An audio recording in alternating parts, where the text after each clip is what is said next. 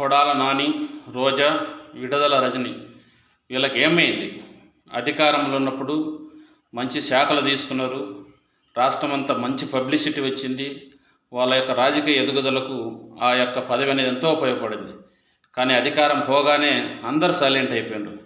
ఇలా మీరే ఫైర్ బ్రాండ్స్గా ఉన్న మీరే సైలెంట్గా ఉంటే మీ పార్టీ పరిస్థితి ఏంది? మీ కార్యకర్తల పరిస్థితి ఏంది? మీకు ముందు ముందు రాజకీయ భవిష్యత్తు ఉంటుందే? కాబట్టి మీరు ఆలోచించి ఇప్పటికైనా ముందుకొచ్చి ప్రజాస్వామ్యంలో గెలుపోవటములు అనేటివి సహజమే. కానీ గెలిచినప్పుడు మాత్రమే మాట్లాడతాం, గెలిచినప్పుడు మాత్రమే ముందుకు వస్తామంటే కుదరదు.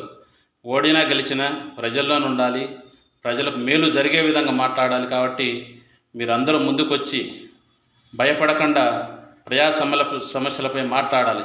ఎందుకంటే ఈరోజు వాళ్ళ అధికారంలో ఉండొచ్చు, రేపు మళ్ళీ మీరు అధికారంలోకి రావచ్చు. కానీ మీరు అలా సైలెంట్గా ఉండిపోతే మిమ్మల్ని నమ్ముకున్నటువంటి చోటామోటా నాయకులకు కానీ కార్యకర్తలకు కానీ చాలా ఇబ్బంది కలుగుతుంది. మీరు మీ యొక్క శాఖలలో మీరు అధికారంలో ఉన్నప్పుడు ఎటువంటి అవినీతికి పాల్పడలేదు కదా అనేది నా నమ్మకం. అటువంటప్పుడు మీరు ఎందుకు భయపడుతున్నారు? మహా అంటే రాజకీయాలు ఉన్నప్పుడు చిన్న చిన్న కేసులు ఉండడం సహజం. వాటి వల్ల ప్రభుత్వం మీ మీద కక్ష కట్టి కేసులు పెడితే జైలుకు పోతారు. ఏమైతే జైలుకు పోతే మా అంటే 2 నెలల్లో 3 నెలల్లో 6 నెలల్లో ఉంటారు. కాబట్టి జైలు నుంచి మళ్ళీ బయటకు వచ్చి మీ యొక్క రాజకీయ ప్రస్థానాన్ని కొనసాగించవచ్చు. అంత మాత్రం దానికి భయపడి దాక్కుంటే మీకు రాజకీయ భవిష్యత్తు ఉండదు.